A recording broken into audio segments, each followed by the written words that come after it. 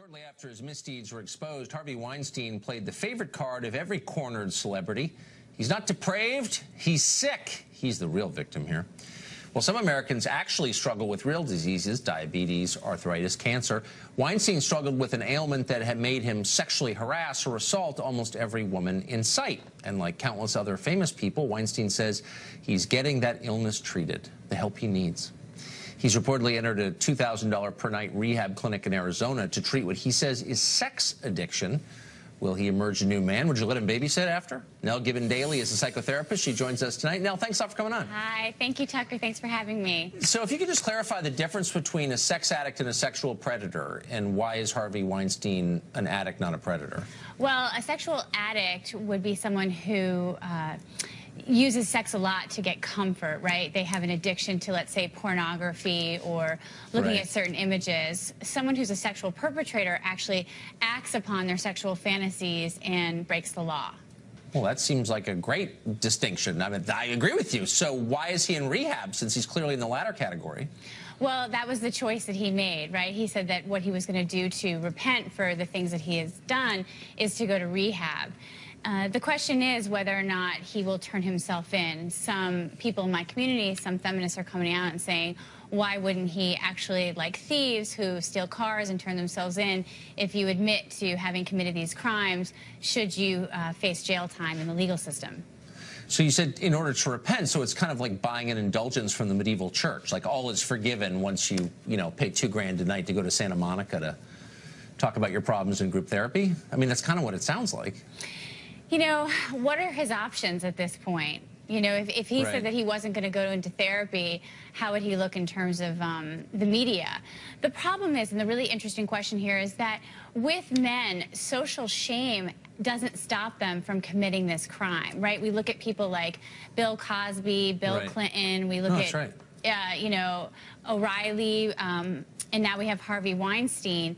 That's the fascinating question to me all of the time. Like, how is it that they're able to commit these crimes without thinking that there's going to be some, like, moral and huge social implications, considering the fact that they're men with so much power and they have so much visible exposure? Right. Well, these are powerful drives. I mean, that's a fair point. I guess what bothers me about it, there are two things that bother me. One, it's so transparently phony. It's not a disease. The guy acted like a jerk, and maybe criminally in some ways, and it degrades the idea of mental health treatment. I think it's not a serious use of a mental health facility. It's using it as a public relations shield. Does that bother you? I mean, whether he's using it as a public relations shield, yes. But I would have to disagree with you. In my community, there has been some success with people who are sexual predators. I'm going to call him a sexual predator.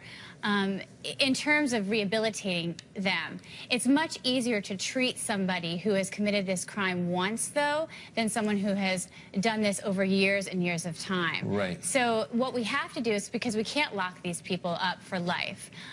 In fact, in a lot of cases, we can't lock them up at all. Look at the case of Bill Cosby. What do we do when they reemerge back into the community? And the thing that we have to worry about is protecting other people in the community. I'm not saying I necessarily know whether Harvey Weinstein is going to commit this crime again, but he's certainly at risk for doing so.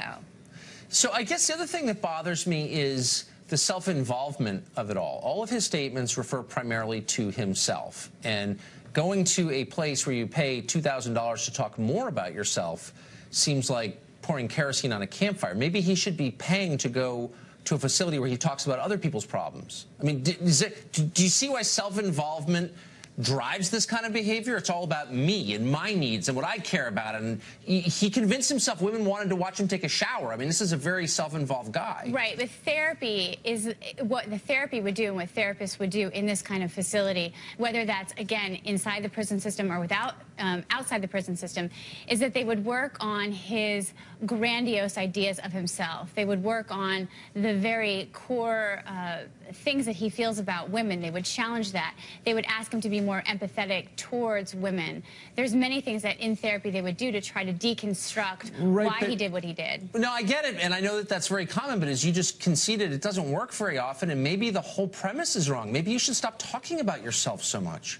All these people talk about themselves endlessly. Maybe they should stop. Do you think that would help? What's his other option? Talk about other people. I think listen to other people for once. Look, well, maybe what is going to happen after he comes out of this entire situation is that he's going to hopefully give back to the community, open his checkbook, and support a lot of causes that would benefit women.